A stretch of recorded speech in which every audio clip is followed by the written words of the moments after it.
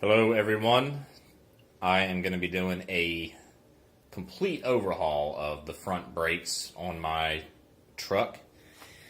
So here's all the parts. Still waiting on one caliper and one flex hose, but I've got enough to show you each of the parts. So here's Duralast Rotors, 75 bucks a pop, but at the moment they're 20% off for the tax season sale. So I did get 20% off of those. And then we've got our flex hose. Flex hose is the brake line that goes to the caliper. You've got a banjo end on this that goes into the caliper itself. You got a mounting bracket that goes up onto the frame or somewhere, and then this goes up to the hard brake line. So the new flex hose is very important because my old brackets are rusted and it's actually constricting this line. Likely is constricting the line. Finally, we've got a Rebestos brand new brake caliper. Oh my, here we go. So this guy, I've already done some things. I've lubricated these pins already. And now I'm going to put the pads in. I got another one coming for the driver's side, which the driver's side is the actual bad side. Part numbers will be in the description for everything. The flex hoses and the calipers. These are Rebestos. They're brand new. They're not remanufactured. They got a little bit different of a design. I guess the pistons are a bit different than the stock style OEM. And I just decided to go with something. I consider this an upgrade. So it came with the anti-vibration brackets already installed, and my pads. My pads came with all new anti-vibration brackets as well. So let's go up here and check out the pads. These are Duralast ceramic brake pads. I've had good luck with ceramic pads. And these have a lifetime warranty. So I got 20% off on these as well. And then we've got some other things. We've got some brake fluid because we're going to have to bleed the brakes. We got some brake clean. We're going to clean the rotors off with that. We got some Silglide. This is our brake lubricant that I'm going to lubricate the pins with on the caliper as well as the backs of the pads. And then I've got a water bottle rigged up with some clear fuel line. That's 1/4-inch fuel line for these trucks. And that'll let me make sure I get all the air bubbles out of there. Also, I'm going with some line wrenches. 12mm is the size for that flex line. But I may need to grip the other side of the flex line with this 5/8. This doesn't quite fit perfectly, but it goes on right about there.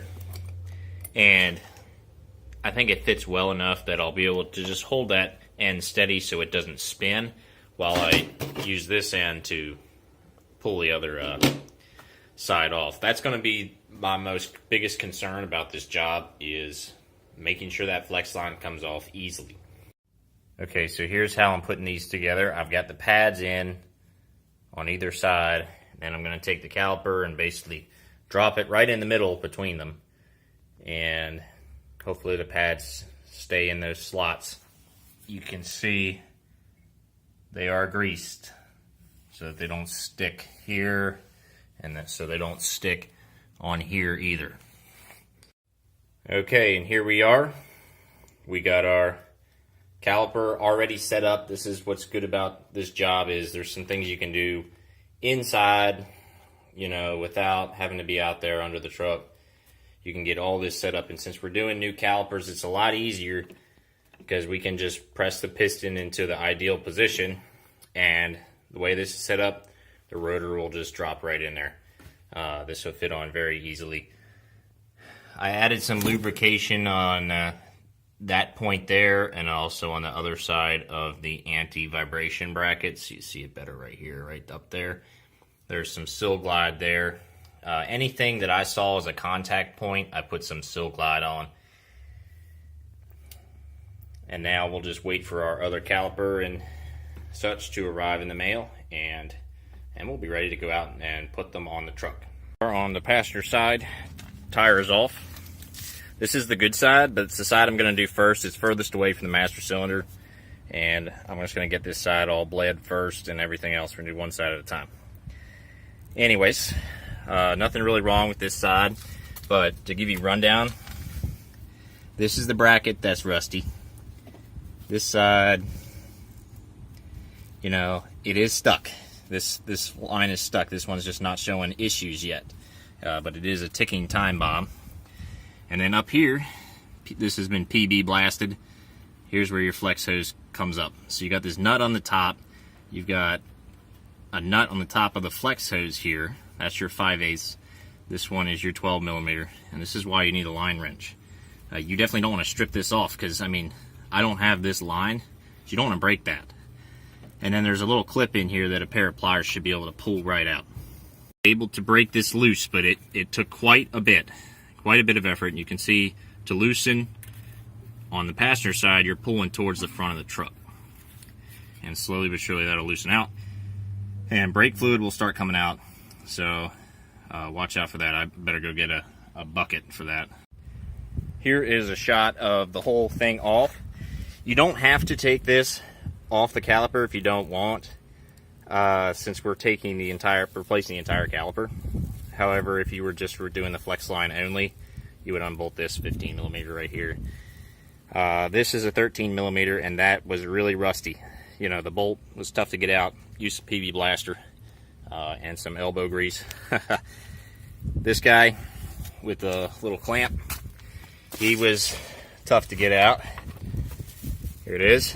I found the best set of pliers I had for that was these big ones. The small ones didn't get a good enough grip. PB blaster, and also a few taps to try and just break it loose a bit with this and this. Very light taps. And that's where we are now. No real brake fluid seepage here. I'm going to clean this whole area up, install the new flex hose first, and then we'll mount the new caliper on the new rotor. The pads are already on the caliper. This should go very quickly. Okay, next important thing is about your copper washers. There's new copper washers that come with everything, whether it's the flex line or the caliper, so you'll have plenty. One goes on this little bolt, banjo bolt right here. The other one goes on the back of the new caliper, right there. They're meant to squash down a bit, so definitely don't be afraid to tighten it pretty good. My other caliper was actually pretty loose on this bolt. Everything was pretty loose on the old caliper.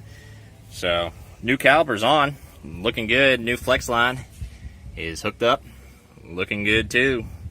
This has gone rather well so far. And just as an important point, the line wrenches are important for up here, so you don't round that thing off. You don't want to round that off. You can't just put a new one of those on. You'd have to get this whole line. So don't mess up your line. It'd be, for peace of mind, use your line wrenches. I had to crank pretty hard on that to get that to pop off, even though I sprayed it with PB blaster once a day for the last 3 days. There's a quick mileage check. This is the truck's first caliper change. 329,987, basically 330. Anyways, it's time for brake bleeding. I've got the bleeder valve cracked. Now we're just going to pop the cap off the master cylinder to see if we can gravity bleed it. Let's see what we have down here. Eventually we may start to see some fluid come out. Now, here's my one-man apparatus with our clear fuel line, water bottle, and some fresh brake fluid in the bottom, elevated up on a bucket. Air is going to rise, so we want it to rise up through the line, and so we want the line to be higher up than the valve. I don't know if that's actually required, but I like to do that just to make sure. And as soon as we start seeing a little brake fluid come down through here, it could take some time. We'll just slap that on there, give the brake pedal a few pumps, And of course, at the end, we'll top off the master cylinder with fresh fluid. Make sure you use brand new fluid. Don't use any brake fluid that's had a bottle open, because it'll react with the humidity in the air and it'll break down the brake fluid. So fresh bottle that hasn't been opened before, you'll be fine.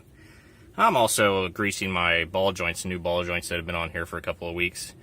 They came greased, but there wasn't that much grease in them. You know, I put 4 pumps in and still didn't fill them up, so I just left them with 4 pumps, and then next time we'll make sure they get all the way packed up with grease. Since it's only been a couple thousand miles, you know, right on at 2,000 miles since I changed the ball joints, they'll be good to go for maybe another 5,000-10,000. I'll grease them again. Anyways, probably catch up with you when I'm on the other side. All right, here we are on the driver's side. This is the side that I think is an issue. Right now, just unbolting these bolts back here, 18 millimeters. And stay tuned to the end, because I'm going to show the old parts and condition that they're in. Here we go, driver's side is all done. We went through this whole thing, bleeding the brake fluid. Here's some old fluid, and plus about that much. That's what came out, roughly 1 bottle full. Master cylinder is almost full still. It ran out of brake fluid to top it off, but you don't have to fill it up until it's down to that line. So we've got plenty of leeway here. And now we'll check out the old parts. Okay, here we are looking at our old stuff. These are the old rotors. Not bad at all. There's some unevenness in here, but these are not warped. This one is even better. This is the passenger side, which is the good side, so it makes sense. Coming down here, here's our flex hoses. This one on the driver's side was worse, and this could have been the actual problem, and that was all. But I didn't want to take any guesses. I use my truck a lot, and I'm going to need to take it across the country, north and southwise across the country, soon, within the next couple of months, and I didn't want to guess. Since my brake pads were on their way to being worn down, I didn't want to risk my next set of pads and rotors just guessing that this would be it. With the amount of miles on the calipers, I think it was time to replace them. Here's the one on the passenger side. Not as bad, but still seized up. No movement at all. That rubber line won't move. That bracket is clamping down on that rubber line. So it was only a matter of time before this one ended up as rusty as that one inside. And then here we got our calipers and our pads. So this pad here, you can see the difference. Well, can you see the difference? Alright, so this is the inside part of the pad. This one looks decent. This had some life left in it.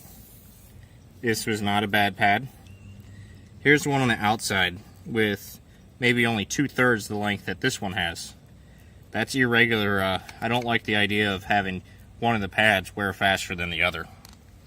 Now if we come over here, oh, same story over here. You know what?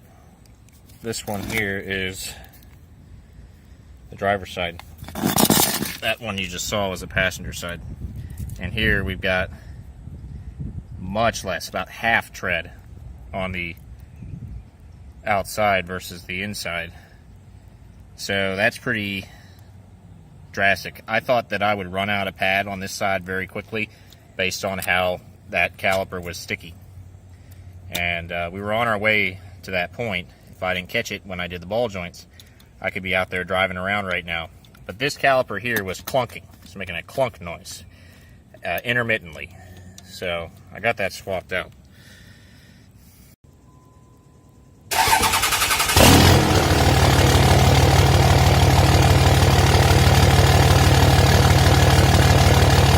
Alright, here we are on our test drive.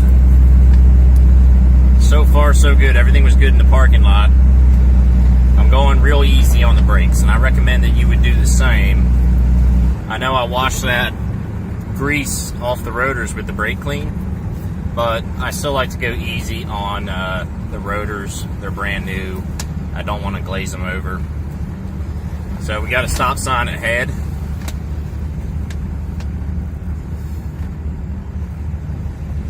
And here we go on the brakes. Really, as far as stopping power, not a whole lot different. Nothing wrong with the brakes. Performing well.